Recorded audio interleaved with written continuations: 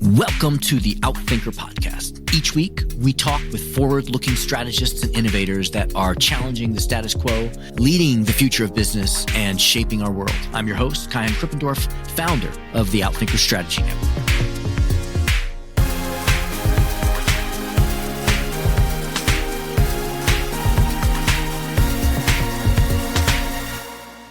Johnny C. Taylor Jr. is the president and chief executive officer of SHRM, the Society for Human Resource Management. With over 300,000 members in 165 countries, SHRM is the largest HR professional association in the world, impacting the lives of 115 million workers every day. As a global leader on the future of employment, culture, and leadership, Johnny is a sought-after voice on all matters affecting work, workers, and the workplace. He is frequently asked to testify before Congress on critical workforce issues and authors the weekly USA Today column, Ask HR. Johnny's career spans over 20 years as a lawyer, human resource executive, and CEO in both the not-for-profit and for-profit space. He has held senior and chief executive roles at IAC Interactive Corp, Viacom's Paramount Pictures, Blockbuster Entertainment Group, the McGuireWoods law firm, and Compass Group USA. He was appointed chairman of the President's Advisory Board on Historically Black Colleges and Universities and served as a member of the White House American Workforce Policy Advisory Board during the Trump administration. In this podcast, he reveals some fascinating counterintuitive insights about Generation Z. Hint, they actually care a lot about money. Breaks down the macro policy structural barriers that are going to have to be removed if organizations are going to create workplaces that will work in the future. And gives us a practical first step CEOs, strategists, and leaders can take to begin resetting their cultures. Note that all of his projections are fact-based. They're not conjecture. They're built on a large database of employment data SHRM has been collecting for decades. So it's worth listening carefully. Ladies and gentlemen, Johnny Taylor. Johnny, thank you so much for spending time with us here. We're going to talk about your work and all the different aspects of it, but so people can get to know you personally, I'd love for you to finish this sentence for me. If you really know me, you know that. The most important thing in the world to me is my daughter, period. Not parents, not wife, it is, period, that 11-year-old daughter. 11-year-old daughter. That's awesome. We're going to talk about strategy, and certainly HR in organization is central to strategy. I think increasingly it is the pillar of strategy. So just talk to us about strategy. When you think of strategy, how do you define it or how do you think of it? So it's one of those words that really, it eludes all of us, right? There's always the textbook definition, so your audience doesn't need to know. But I define it in terms of what is the tactical nature of things, how stuff actually gets done and the way it actually happens, the operationalization of it. Strategy is the mental exercise that one has to do to establish a framework for the how. That may not be particularly artful, but the idea is before you get into the do, the activity of executing, it's how are we going to conceptually frame up what we're trying to achieve or whatever the business goal is, or in some levels, it's not just a business goal, it's a people goal. Mm-hmm.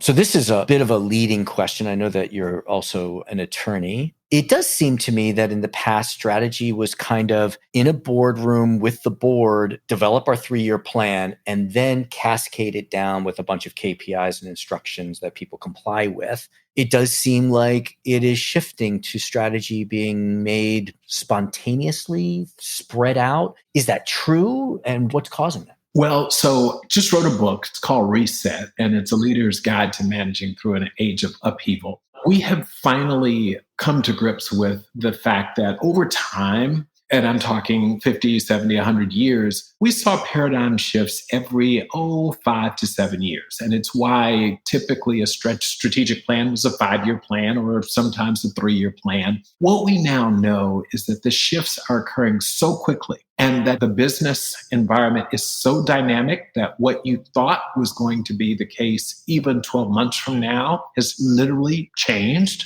until the need for strategy to be just constantly underway and you're constantly refining it. You may have a direction, generally speaking, But the strategy has to be as nimble as the environment in which we work. And it's just incredibly different now. And it's made even worse by things that are beyond all of our control, i.e., what we're living through now, which is a pandemic. Even then, the people who had the best strategic plans for how to deal with a catastrophic, what we used to say, unprecedented force majeure moment, never anticipated that 15 months later, we'd be saying we're still in the middle of a pandemic, right? So whatever strategic plan you had is out the door and you've got to pivot. And we see it in the HR side in particular, where it was, we're going to get people back to work. So we have a long-term plan and a strategy for getting people back to work and getting people back to school. And then Delta shows up. And I heard just yesterday, there's a Mu and there's a Lambda. And so your best efforts to come up with a strategy that is going to be static, it's a waste of time. So then what does a strategist or a CEO need to be thinking about then? I'm thinking, for example, there is talent. How do I identify the strategists in my organization? There is organization itself. And how do we enable people to collaborate? I know in your book, you lay out a whole number of things, but what would you say are the top one or two shifts that a strategist or CEO needs to make? Number one, we have 5 generations in the workplace for the first time ever, I might add. But we have another dynamic in play that really complicates it all. Generation Z is very, very different than millennials, than any prior generation. Fundamentally, they are truly digital natives. We say millennials are, but millennials are 40 years old this year. The first millennial was born in 1981. So they're 40. They're not children anymore. And so they straddled. They saw technology come in, but they weren't necessarily born with it, right? This generation now, literally the way they consume, the way they work, and therefore the way they think is so different than anything we can predict until the strategies that we employ. It's unprecedented, to use a word. It really is. We just don't really understand how they will live and work and play. So that is number one. And every generation has an older generation and a newer generation, but this is at a level that we've never seen because of the technology and just their lived experience. Also add that this is a generation that lived through a pandemic. None of us, even, my octogenarian grandmother didn't live through a pandemic, right? These people have. So they are going to be very different. So that will inform strategy. Even their banking habits, their eating habits, everything is different. That's number one. The other thing, though, is, and I think it's important from a labor standpoint, Americans had fewer and fewer children. So starting in the year 2000, the American birth rate has been on a steady decline. We are an old country relative to India and the African continent. And so here we are, as you no doubt have read, 10.1 million job vacancies in this country right now. And last year during the pandemic, the birth rate that's been on a decline for 2 decades dropped an additional 4%. Americans just had fewer children in the middle of the pandemic. So what does all of that mean? It means whatever your strategies were for getting your work done, i.e. talent, who and what number of consumers you will have, all of that has been literally impacted by a total sea shift in population growth in the US in particular. How would you characterize how Gen Z is different in the way they think about work or what they want or how they work? Or is it that we just don't know yet? Here's some of the things we know now about them. They are very, very much focused on money. So we have learned this, and it's contrary to everything you're going to read. It's the dirty little secret, but I'm going to tell you, this was a generation that saw 2 things. They saw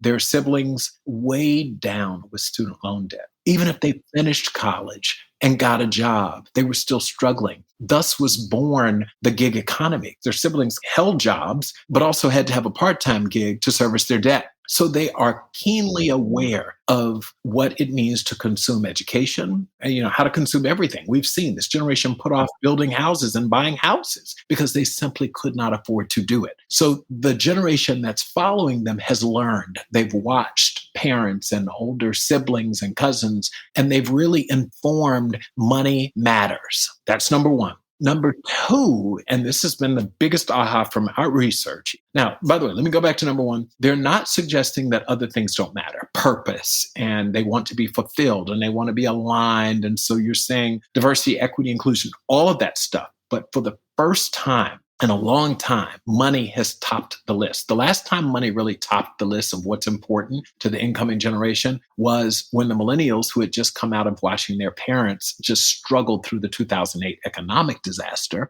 That informed who they were. Well, this group absolutely is thinking very differently about money. And so we've seen recently wage inflation through the roof. They're leaving companies and jobs that they love, but they're like, listen, this will pay me more money. And one day they'll fire me. So I better save some of this money. And it's just the way it is. Either they'll fire me because I'm not doing a good enough job or because automation. Remember, because they're technologically so savvy, they understand robots, AI, machine learning, and they know what that means for them potentially over time. The other thing that is really critical about this generation is they understand the concept of lifelong learning in ways that none of us could. My parents and everyone, they still were of the generation where you go work for 20, 30 years and you get the gold watch and, that's the way it works. My generation said maybe not 20, 30, but you don't want someone to look at your resume and see you as a hopper, right? Someone who can't keep a job. This generation doesn't care. The notion of looking at a resume and someone's had 5 different jobs in 7 years doesn't faze them. In fact, they query why you would stay anywhere for more than 3 years. So their relationship with the employer, what we call the employer-employee contract, that social contract, is literally very different for them. And that, from a strategy standpoint, especially a labor strategy standpoint, people strategy, is something we've never seen before. These people are quitting jobs without a job. They're ghosting. I'll accept your job and then not show up on the first day and never call you again and won't take your calls. So it's just a very, very different dynamic. That seems to mean that the definition of what a worker is, what the work week is, what the workplace is evolving. So what can CEOs, boards, strategists do to rethink those things? So HR has typically been seen, this is a really important issue for me. We've been seen as the people who react to things from a policy perspective once they come down. CEOs and the smart strategists are going to take their HR departments and say, we want you to get in the front of this, especially in a knowledge-based economy where we win and lose depending upon how we attract and retain the best talent. What does that mean? Workplace policies were really based out of a 1938 piece of legislation called the Fair Labor Standards Act. So it's old. It's over 80 years old. And we have not made any meaningful change to it. So you're right. Can you just explain the Fair Labor Standards Act for us? Yes. So there's this piece of legislation called the FLSA, and the acronym stands for the Fair Labor Standards Act. It was the major piece of legislation from the federal government that said, what is work? Who is an employee? When do you pay overtime for said employee, etc.? So literally the terms and conditions, the strategic framework of the employer-employee relationship are dictated by this federal legislation. It has been modified slightly, incrementally over the years, but not enough to keep up with the change. And how does that play out? What is an employee? Well, does that person work 40 hours a week? Do they work 35 hours a week? Do they work 8 hours a day versus 10 hours a day? Do they get overtime after 40 hours in a work week? Or is the concept of overtime totally dated? Because this was a piece of legislation that contemplated that you go to work and you leave. It didn't catch up. It didn't keep up with the creation of the beeper, which meant now you work after hours, and now the cell phone that literally is your mini computer that's with you at all times. Hell, no one is off. All of us are technically violating the Fair Labor Standards Act because you cannot accurately capture the amount of work people do after traditional work hours. We just literally are revisiting. And I tell you, the pandemic shone light on one other really dated and antiquated part of it. Guess what? We provided unemployment benefits to people who were never employed for the first time. During the pandemic, we offered gig workers, the Uber driver who didn't have any Ubering to do, we gave them and allowed them to file for unemployment insurance. How can you provide unemployment insurance to people who were never employees? That's how dated the entire framework from a policy perspective is. And so that's what I would say. Long answer to say CEOs, other business leaders are going to have to work with their HR executives to say, we need you to go to Washington, go to state capitals, and influence the new work policy framework. Got it. Those are the macro forces that have to be untangled. There isn't a structure that corporations can look at to align to. I want to bring it then down and shift gears a little bit and look at culture. In your book, you talk about resetting culture. How can a strategist or CEO determine if their company's culture needs a reset? I'm going to say something pretty bold. Every company needs a reset of its culture after the pandemic in particular.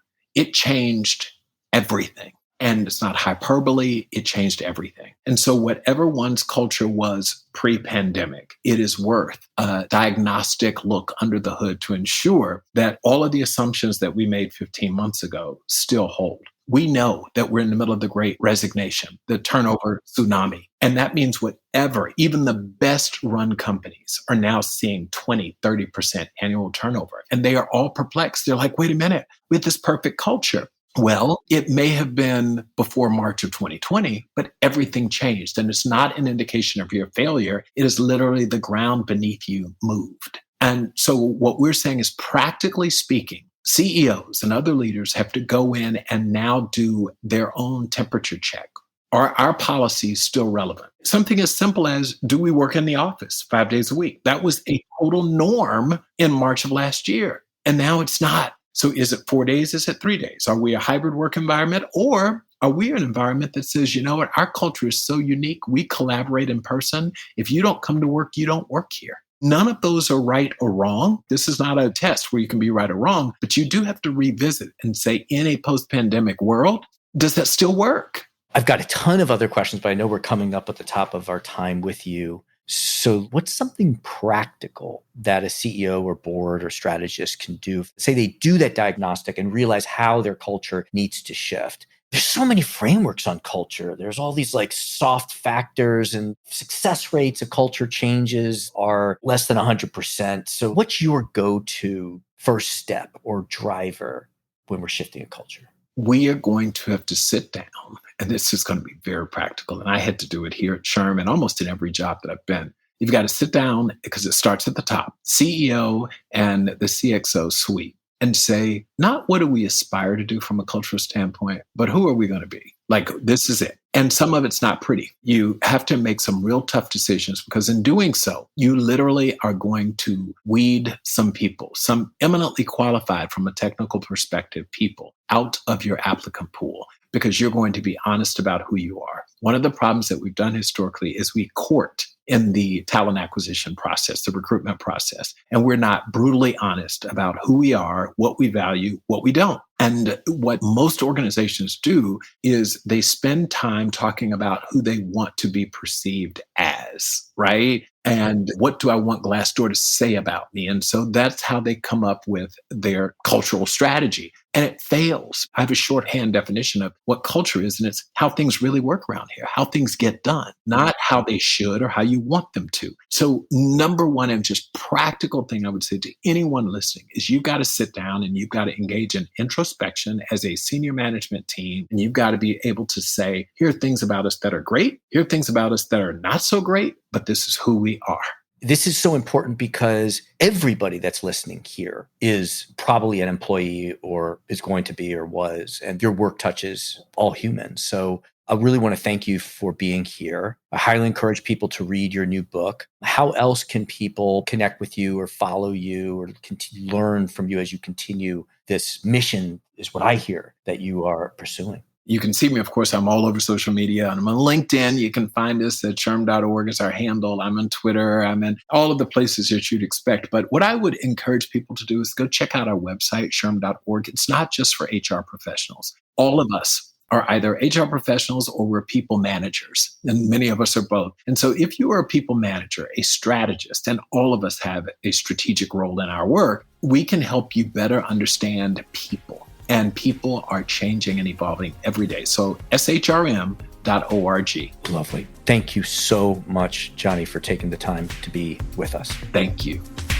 Thank you to our guest. Thank you to our producers, Karina Reyes and Zach Ness, our editor, and the rest of the team. If you like what you heard, please follow, download, and subscribe. I'm your host, Kaihan Krippendorf. Thank you for listening. We'll catch you next week with another episode of Outthinkers.